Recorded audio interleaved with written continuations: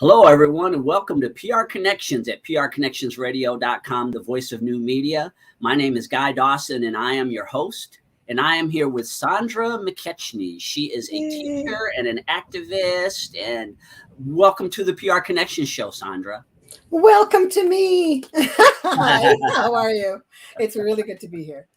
It is great to have you, Sandra. And she appeared recently on another edition of PR Connections with Desiree Williams. And I was so impressed with Sandra's perspective that I wanted to interview her personally. And Sandra, what is the gift that you bring to the world in your endeavors?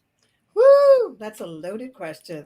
But first of all, the first part of me, I always go back to the core of me, singer-songwriter part.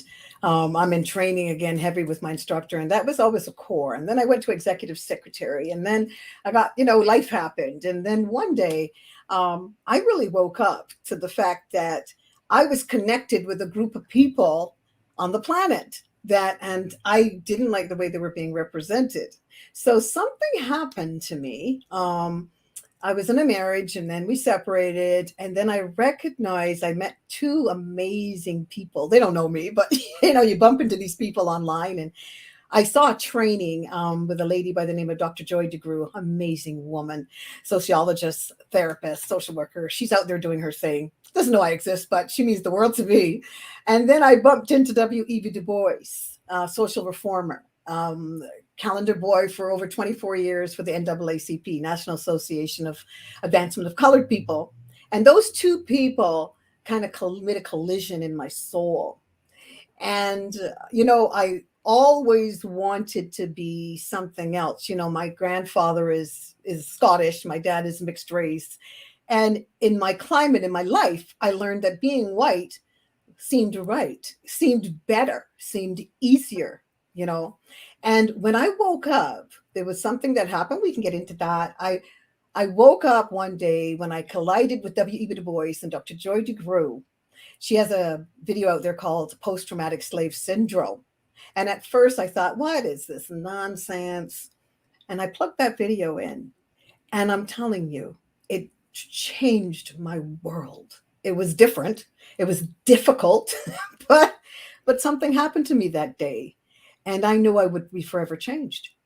And I started doing some research and talking about what I do right now, double consciousness, a concept that was put forward by W.E.B. Du Bois. And I mean, it was around before him, but he coined it, right? He was born in, 1888, and he died in 1963, 1868, died in 1963. So he actually coined the term double consciousness, and it means two streams of thought, two social identities. And I looked into that and I just kept talking about it too much, Guy. And my sister girls were like, okay, girl, you need a platform. you need to do something. So we did this sort of beta test. I have a friend that's in a position, holds a great position, social worker, and she created a platform for me. She's now my administrator on the trainings that we do. We do it together. And my friends came together in a room and they said, okay, present it. And I'm telling you, they said, no, we got a friend of mine said, I need to book you. And we just started doing it. This is our fourth year, our 41st time. I keep counting because I can't believe I'm here. I felt like the most unlikely person to do it, but I am here and I'm doing it. And we have the next one coming up November 7th and November 14th. Yeah. So this consciousness, you began to go on a journey that led you to want to seek more knowledge about your history and another side of this consciousness that hadn't been necessarily accentuated as much. As you mentioned, dominant culture sometimes can swallow up consciousness of people. It just has a way of doing that. And so what is different about you now that you have begun to understand what double consciousness is about, and you are embracing your African heritage in a larger way? How many hours we got? Because I am amazed at who Sandra is now. Of course, I'm still Sandra. I asked a friend of mine, Like sister girl of mine, she's white. She said, I said to her, have I really changed? She said, total metamorphosis. And I said, I'm still me. She said, oh, you better be still me. You're like, meaning me. Be yourself around me because we'll fix you. Like my girls don't let me get away with anything. But I'm still Sandra, but there's something that happened to me. I recognize there's amazing people out here. Dr. Frances Cress Welsing is one of them, amazing psychiatrist, has been around for years. I believe she died in 2016. And she had this, I was doing this research and looking at some of this stuff, but one of the things that hit me was consciousness is hard work. And it's not just putting on a dashiki. Dashikis are lovely and going to your closest Afro Fest, and getting some products. That's good too. I love me some products. But what happened to me was I understood in the 21st century that we were assimilated upon trauma, and we were taught to you just showed up in the 21st century. We logically don't know that. But we were taught that pull up yourself by your bootstraps, and what happened back here doesn't matter. 21st century, 20, 19, 18, 17. What happened back here? Shh, don't talk about it. Mass is sleeping. There's no need to discuss it. Let's just move on from the 21st century. Pull up yourself by your bootstraps. You can do anything you want to do. You can be anything you want to do.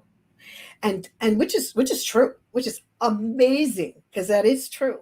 However, if we don't connect to 21, 20, 19, 18, 17th century and beyond, the sub-Saharan trade, transatlantic slave trade, apartheid, colonization, imperialism, all of these ma'afas and stuff that happened to people with this beautiful melanated skin, right? If we're not connecting to the fact that we were assimilated upon trauma, right, that things did happen, and we do show up as we come back 17, 18, 19, 20, 21st century, that we show up here looking a certain way, and people may think that we are acting out. Why? If that's true, why? So we do as a lot of research has been done to just show. I didn't reinvent the wheel, but there's some amazing people I look at, right? Dr. Joy DeGruy, Miss Wilson, Naeem Akbar. There's some incredible people in my PowerPoint that I really honor that have done this work. And I feel like our forefathers are sort of crying out, going, the answers are back here. Come back here.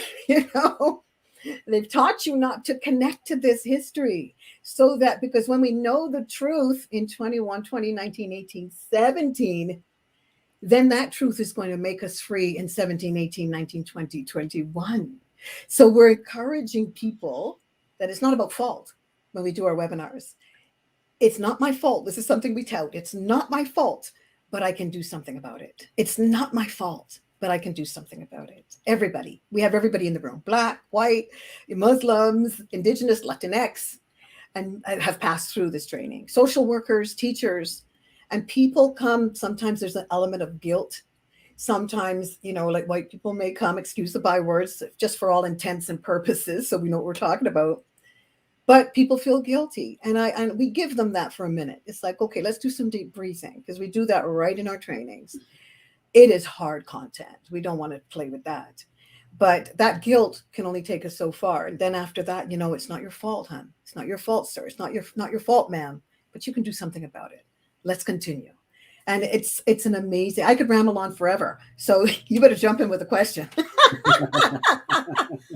Well, this is what I enjoyed when you did your interview with Desiree. And what I enjoyed about your message was it was a combination of empowerment and healing.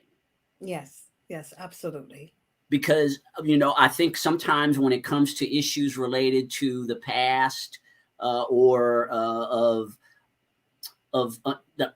some of the uncomfortable things that have happened to our people in particular, but sometimes you get one or the other, like you had mentioned before. So it's either or. It's either I'm just a complete victim and there's nothing that I can be other than a victim, and all I can do is point the finger at the other side. That's one of the perspectives. And like you mentioned before, you have the perspective of, well, let's just forget about everything, pretend that it never existed, yes. Not acknowledge that DNA, that experiences are stored in your DNA. Let's just completely forget about that, not acknowledge it whatsoever.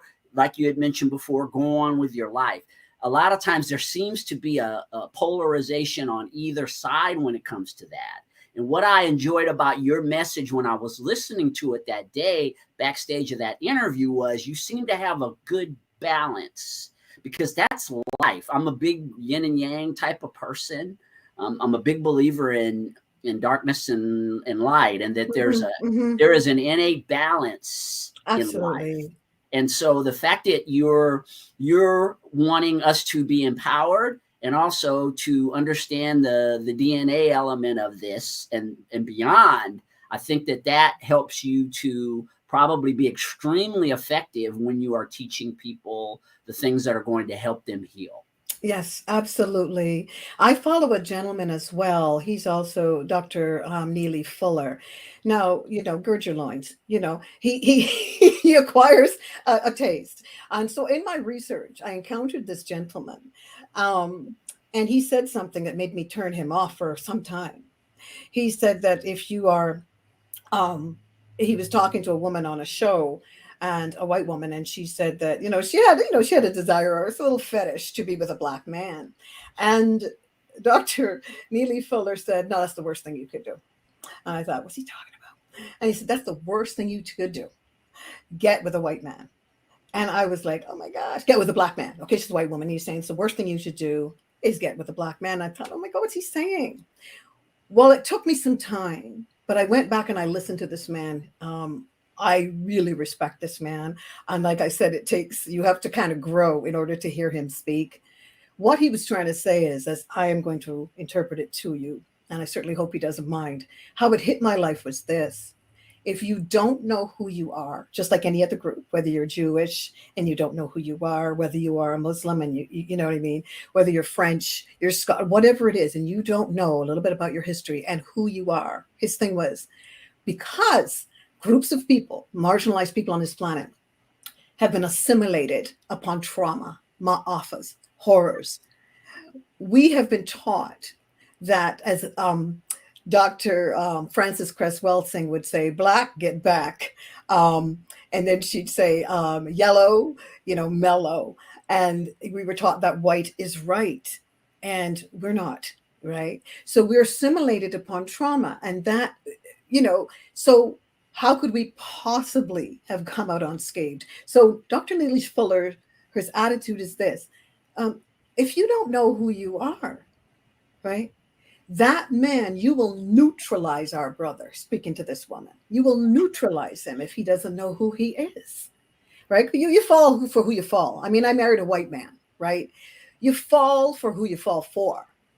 I have grown in leaps and bounds, might I tell you. And the reality is, I'm all about my people, simply because, not because, I'm racist against other people. And that's actually an error, because we don't have the power of the clout racism to be racist against other people. We can have, of course, we can discriminate, right? And so on. But the reality is, if we don't know who we are, and we haven't had enough time, Guy, on this planet to really figure out who we are. So this is why I'm all in. My white sister girls are behind me. They're not many. They're few and far between, but they're with me in that, oh my gosh, Sam, where did this come from? It was always here. And Guy, we have woken up to realize we didn't get it in school. That's why it's nobody's fault. This was held from us. So now my attitude is, and I'm encouraging people, it's incumbent upon us to look into it in a healthy way, right? So I have no issue. My grandfather is Scottish. My daddy's mixed race. And he married a beautiful black woman. So his girls are gorgeous. Okay. So I'm just saying. But the thing about it is, my mother, this African looking woman, this flat nose, she's just beautiful. I love her. And she taught me some things. And I said to my dad, Daddy, did you get by because you're mixed race, do you think? He said, to a certain extent. Because my granddaddy was disowned, right? Because he married this dark woman and so on. But I learned that if we take the offense out of it, Guy, and look at it logically. So if we logically didn't have this information that was back there, 21st century, 19, 18, 17, And we're just acting out because we've been taught, pull up yourself by your bootstraps, ignore that, forget about that. So you're feeling dehumanized. Come on, it's all in your head. Someone's casing you in a store because they think you're going to rob the joint. That's nonsense. Forget about that. All of these little things, someone throws you up against 2 tons of steel and put cuffs on you and puts their knee on your neck. That's a real thing, right? Why is that happening, perpetually to certain groups? And the indigenous are such a part of my heart as well. They're mixed with us historically and really a part of what we do as well. But predominantly the people that came across the trade and the sub-Saharan trade thousands of years ago, and the apartheid. And these are the people that we look at on the planet because of our pseudoscientists, Carl von Linnaeus and people like that. We were categorized into races, and Black comes at the very bottom of that rung. I'm rambling again. I'm giving you a minute. It's fantastic information that you're sharing. It's truthful, and it is what it is. There's one point that you touched on I thought also that was interesting, and this is something I've experienced as a Black person in the world. Sometimes with other cultures, pride in your culture is something that is not seen as anti something else. So for instance, if you're a proud Italian American, have me living in the United States, or a proud Irish American, or you're proud about your German heritage, or some of the other, ethnicities that exist, it's seen as, oh, well, it's okay about your pride, but there seems to be something specific about, just been my experience, I've been on the planet a while, and there seems to be something about having pride in your African heritage that can be very traumatic and very challenging for people sometimes. And so you touching on that, and when you talked about the fact that you are wanting to connect with your cultural background at a higher level, that doesn't mean that you hate others, or that you're looking in a bad direction. It's not tied to your displeasure with other people, your pride in your own heritage. And again, being a Black person, I have noticed that throughout my life is a lot of times there's a lot of challenges that people have with that. And I know there's guilt that's attached to it. A certain amount of fear that's attached to that. Absolutely. Based on our history across the globe. And so, yes, I think that is something that it's important to talk about and to continue to talk about, is that you wanting to learn more about your culture and your heritage has nothing to do with another culture. Yes, absolutely not. I think to myself how lost I felt. And there's other people that are going to identify with this. I just know. Because we get people coming through. I don't assume that, coming through the training, that come and they're in tears and people are crying and people are emotional. Black people, white people, Latinx people, people from Philippines, who I love dearly, come and they just say, oh my gosh, I had no idea. I had no idea. I had people, in the group of LGBTQ that come and say, I can identify with that, because this, and during the week, I feel like it can be me. And when I'm with my family on the weekend, I have to kind of go back in the closet. And so a lot of different groups will identify with exactly what I'm saying. And, being so lost as a Black woman and as a woman, and understanding the feminist movement and how it affected us as women, understand what that had to do with our men these trainings are incredible to me, and according to the reviews we get, they are amazing. And we have a double consciousness fundamentals, and we have a double consciousness advanced. And really, we put it under the umbrella so people know what it is, of cultural sensitivity and awareness training, because that's pretty much what it is. But being lost, I said I married white, but first I married Black, then I married white, so there's this journey that I had to go through, and recognizing, I'm separated, I'm on my own, but recognizing that if I see those two men today, I'll hug them and say, oh my gosh, bless you and all you do. You were a part of my journey. No hard feelings, right? High five. Like, seriously, this was part of an amazing journey for me. And I spoke to I'm still technically married, but I spoke to my ex the other day, the white husband, and I said, there was a little while ago, and I said, you know what? I wasn't where I was supposed to be. I'm so sorry. Anything I've ever done, but you were part of something, and it's okay. All is good. And just wanting the best for them, that you are part of my journey and it brought me here. So I'm always encouraging people to allow your journey to bring you here where you need to be. I had no idea. I had sister girls that used to say to me, you're so white. And I used to get so offended because I thought, you know what, give me a break. There's some white directly that I can associate with my lineage here. My dad is mixed race, and I'm not going to disown that. So this is the silliness I think people get into, right? And we have all mixed up in our families. I've got a beautiful nephew. He's part Portuguese, part Black. So does he disown one of them? So these things. And we try to kind of dispel this in our trainings as well, that people can stick to the point and the issues and how we've become so wounded and how we show up in terms of our neighborhoods and why people are acting out, and what the face of super predators really look like. We go into all of that. And I put forward that they are not Black. Okay. So we cover a lot. And that it is my heartbeat at the moment. And of course it's merged into something else that is happening. So that has very much to do with you, Guy. Absolutely. Again, I was so impressed with Sandra. I've been in broadcasting a long time. I've interviewed many people. I've been a part of thousands of interviews, literally, in the 11 years that I've been in broadcasting. And what I was sharing with Sandra after she had done her interview is I feel like I'm pretty accurate when I see something in someone, an ability to be a broadcaster. And as a matter of fact, Desiree, the woman that interviewed you, first started broadcasting with me 5 or 6 years ago. So I'm usually pretty spot on when I see that ability in someone.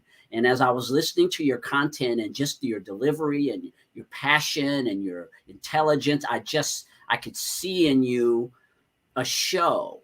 I could see you as a broadcaster or as a podcaster nowadays, which a lot of these shows that we're doing nowadays are strictly on the internet. And so I had approached Sandra and I said, I love your theme. I love your content. I love your passion. And I would like for you to become the host of a show that we launched back in the summer of 2020.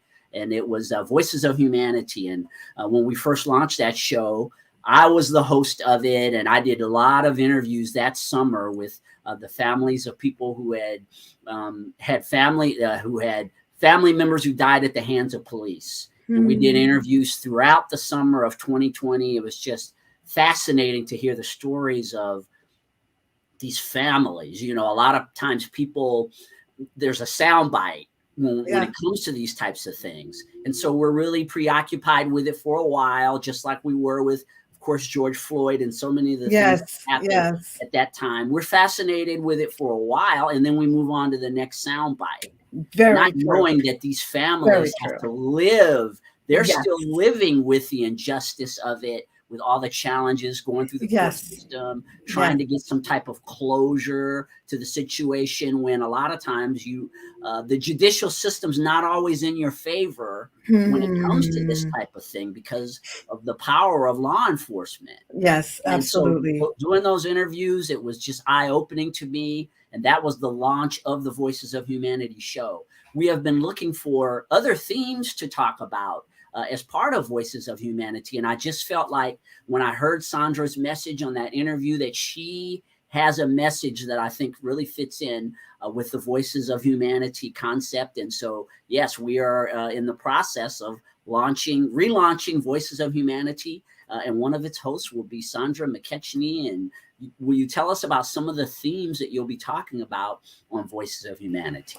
Okay, so first I'm going to correct you guys. Mckechnie, Sandra Mckechnie. I know.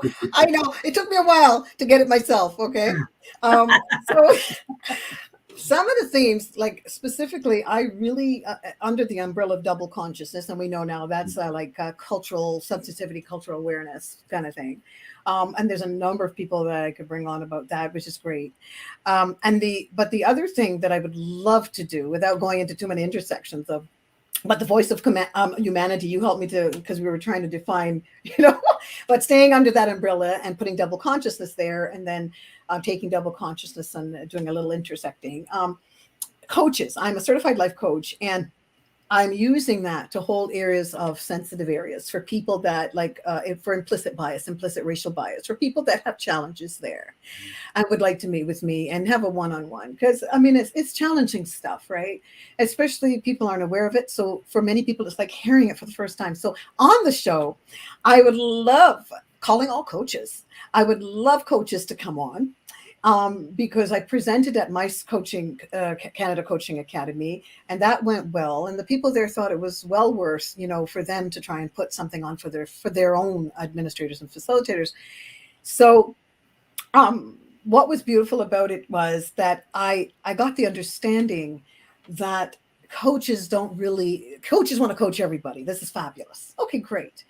And we are supposed to do that without judgment. So what I put forward was this: you're not judging me if I walk into a room and I can pick up from your spirit that you get who I am as a person with this hair, with this color, right? If one of my indigenous brothers and sisters walks in the room, it's incumbent upon me as a coach to have taken a one-on-one on them. We're not asking everybody to have a degree in history here and all the, but to get a 411, a 101, something about our indigenous brothers and sisters when they walk in the room. You may not even have to say anything about that. Of course you wouldn't, right? But they can, trust me when I tell you, they can pick up honor. They can pick up respect. Your questions might be a little different, maybe not much, but they may be different. But your perspective as coaches, if you're going to coach people, indigenous people, Muslims, Black people, LGBTQ community, your perspective has to be different than just open up shop, put up your, and your niche. You've niched yourself, which is great.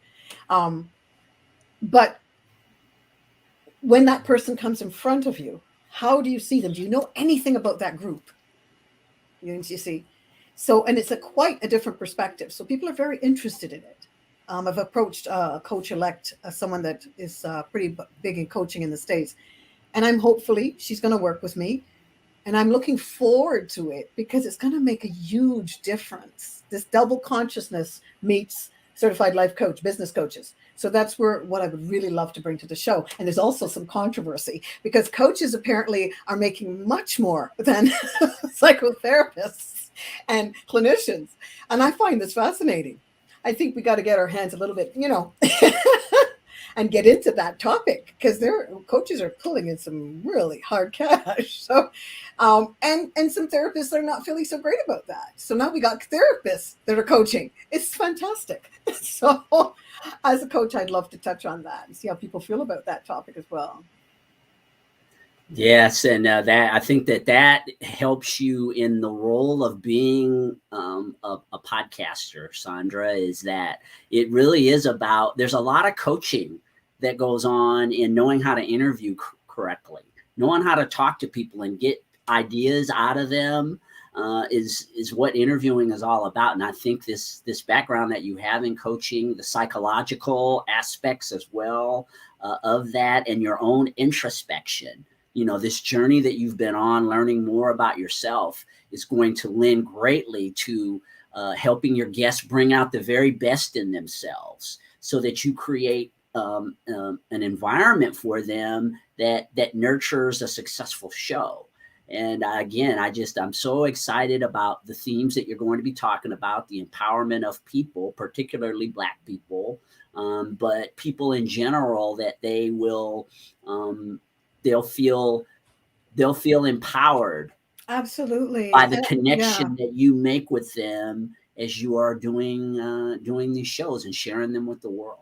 And Guy, I want to interview all people. I want white people to come in here and get interviewed. Some of my sister girls, I'm like, listen, you need to come because you need to come on this show and bring 2 of them at a time, perhaps, or just to really get people to see who has passed through double consciousness. And there's people out there that are shy. Some of them are giving me, video reviews and stuff. But no, it's time to roll up your sleeves, put your hands to the plow.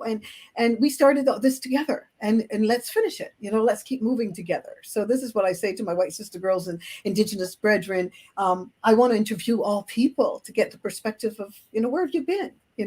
What is your double consciousness? What are your two streams of thought? I'm trying to get this in the thing here. Two streams of thought, two social identities. What does that look like to you? In your people, they were assimilated upon trauma. What did that do to you? And how do you look in the 21st century? Just some candid interviews, Yeah, the dialogue is so important. I think that's one of the challenges that we have in this world when it comes to things that are geared around race and differences, is that there's a tendency for people to pull back. Yes, so you're touching on something that's uncomfortable. Humans naturally don't really like being uncomfortable. Oh, I hear you. We go through life in discomfort, yet we will try to avoid it at all costs. And I think that leads to more of the issues and more of the challenges we have in dealing with some of the things that cause a lot of problems in the world. It's because everyone just wants to take the path of least resistance and not address it, and addressing things and being constructive in the way that we talk about things. And feeling free enough to say, you know what, I may not really understand this that well. I have this double consciousness like you're talking about. We all have preconceived notions about things. Yes, absolutely. You don't even realize that we have, because they're so natural. They're a part of our upbringing. They're a part of our DNA. They're a part of how we've been conditioned over the course of our lives. And if for those of us who choose to open ourselves up to other concepts, some people just aren't going to do that at all. But there are a lot of people out there who are willing to do that. And I really feel that that's what you're going to be doing with this show, is that you're increasing, by showing double consciousness, you're going to be increasing and improving the consciousness of the world. I got a joke for you. Even if people don't want to come to our trainings or watch this show, come for the singing. Okay, come to the singing. I'm telling you, I'll sing a song for you and everything. I'm doing another project, and I'm hoping to get it done in my own pieces so that I don't have to worry about copywriting stuff on the show, right? I'm hoping to put that out under Sandra Mckechnie Music. And that we sing when we did it live, I had a 3-piece band, and I had a dancer, beautiful dancer. I had a couple of them, and we would sing because the content is so dense, right? And we do deep breathing, and we get triggered, but we have therapists that we refer people to, clinicians, because this is hugely important. Some people may not need it, but others may. Somebody has gotten in touch with me already. We have people that need them. So we do refer people. And that's really important to have too, but the atmosphere, we've never had any issues with anybody coming in there and being disrespectful or anything. People understand it is a sensitive, safe space, a brave, safe space for people to come to and attend. And that's what I'd like the show to be as well, but honest and candid.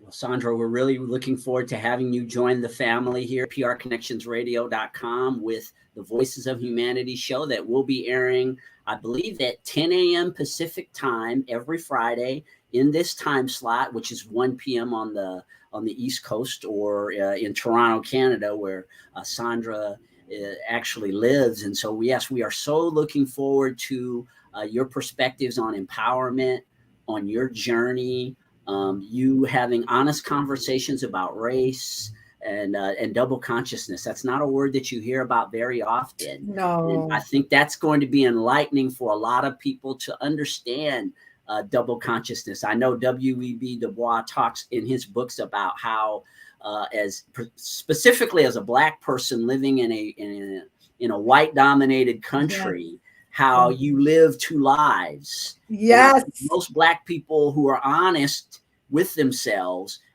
can identify with that. And that causes a certain amount of there's something that's really empowering, in my opinion, the fact that we've learned how to do that. Amazing. Also a dual side, Right? right? And I'm just speaking about the United States, but you live in Canada. There's Black people all over the world Oh, yeah. who are having to live a double life. Yes. So it is amazing that we've learned Yes. how to do this out of necessity. That's fascinating. But there are also challenges that come with it that I think Yes.